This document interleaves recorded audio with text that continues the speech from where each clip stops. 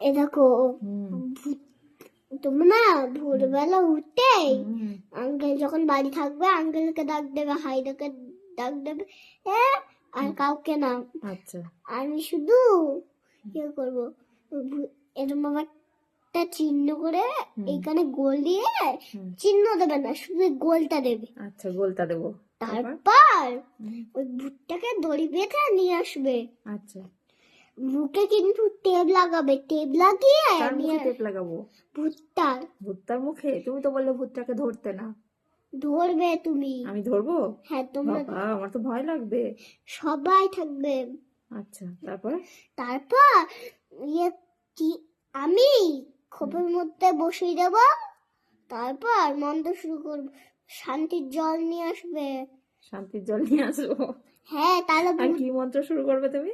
তারপর তিরিং বিরিং বলবো, তারপর শঙ্খটা বাজাবো, তারপর ভ্যানিশ হয়ে গেল। ভ্যানিশ হবে না, কি করে ভ্যানিশ হবে বলবো? এরকম তোমাকে হায়দা দিদিকে বলবে কালকের থেকে এখানে ফল রাখতে না। আচ্ছা, ফল না রাখলে চলে যাবে এই ভূতটা। আচ্ছা, তাও যাবে না, ফল এদিকে রাখ। এরকম ফলটা এদিকে রয়েছে তো, ফলের মাঝখানে সব জলের বোতল থাকে। আচ্ছা, সব এখানে থাকে তো। এই দেখো তোমাদের ঘড়ি সব ভর্তি। আচ্ছা, তুমি আগে বলো ভূতটা কি করে যাবে?